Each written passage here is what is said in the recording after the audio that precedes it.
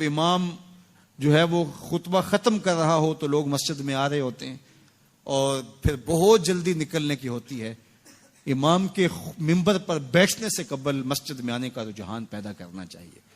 فرمایا گیا کہ جو شخص جمعۃ المبارک میں سب سے پہلے آتا ہے اس کو ایک اونٹ ذبح کرنے کا ثواب نصیب ہوتا ہے. جو اس کے بعد آتا ہے اس کو ایک گائے ذبح کرنے کا، پھر ایک بکری، اور جب امام منبر پہ بیٹھ جاتا ہے پھر رفع الکلام کلمے اٹھا لی جاتی ہیں. پھر اس کے بعد عام جو ثواب ہے وہی مرتب ہوتا ہے. وہ جو خاص ثواب ہے اولیت کا وہ پھر اٹھا لیا جاتا ہے. اس لیے کوشش کریں. میں سمجھتا ہوں اس میں ہمارے خطباء کا بھی بہت قصور ہے کہ بعض کا ممبر سے کوئی مربوط گفتگو نہیں ملے گی، کوئی منظم کلام نصیب نہیں ہوگا اور کوئی با مقصد بات لوگوں تک نہیں پہنچائی جائے گی تو لوگوں کی دلچسپی نہیں ہوگی، لوگ پھر دیر سے آئیں گے. ایک تو یہ بات بھی ہے، لیکن دوسری بات یہ ہے کہ ہمارے ہاں عمومی طور پہ اجتماعی رویہ یہ ہے کہ مسجد میں دیر سے جانے کا فیشن. تو اس فیشن پہ نہ چلے، بلکہ امام اور خطیب کے منبر پر بیٹھنے سے قبل جتنا وقت گزرے گا آ کے بیٹھ کے تلاوت کرتے رہیں، ذکر و فکر میں مشغول رہیں. جتنی دیر آپ کو انتظار کرنا پڑے یہ آپ کے لیے خیر و برکت کا ذریعہ ہے. اور پھر آئیں اور پوری گفتگو سنیں اور اس گفتگو کا یقیناً نتیجہ آپ کی زندگی میں مرتب ہوگا. اور اگر آپ سمجھتے ہیں کہ میں بہت زیادہ مصروف ہوں اور کوئی آپ کو کام ہے تو شریعت نے آپ کو اجازت دی ہے کہ آپ لیٹ بھی آ سکتے ہیں. لیکن اذا نودی للصلاۃ من یوم الجمعۃ فاسعوا الی ذکر اللہ وذروا البیع، وہ حکم دیا گیا جب جمعے کی اذان پکاری جائے تو اس کے بعد پھر آپ کاروبار نہیں کر سکتے، پھر کاروبار کرنا حرام ہو جاتا ہے آپ کے اوپر. وذروا البیع، پھر خرید و فروخت چھوڑ دو، پھر تم چل پڑو اللہ کے ذکر کی طرف. پھر تمہارے اوپر لازم ہے کہ تم ذکر کی طرف چل پڑو.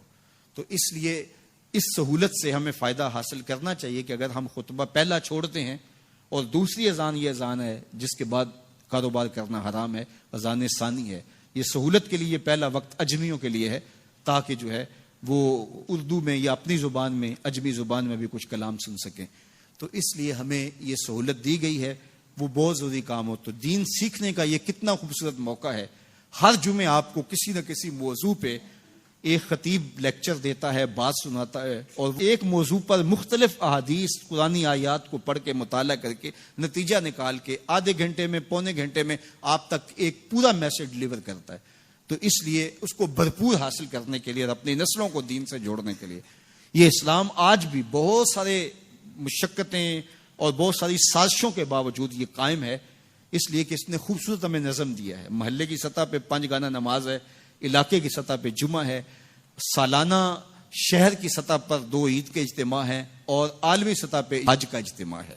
تو یہ ایک نظم ہے جو ہمیں دیا گیا اور یہ ہمیں جوڑے رکھتا ہے اور یہ ہماری وحدت کی علامت ہے. اللہ تعالی ہمیں 5 گانا نماز کی توفیق عطا فرمائے اور اہتمام کے ساتھ نماز جمعہ کی توفیق عطا. ایک حدیث میں آتا ہے جس نے 3 جمعے بغیر کسی عذر کے ترک کر دیے اس کے دل پر نفاق کی مہر لگا دی جاتی ہے. اللہ ہمیں محفوظ فرمائے. وآخر دعوانا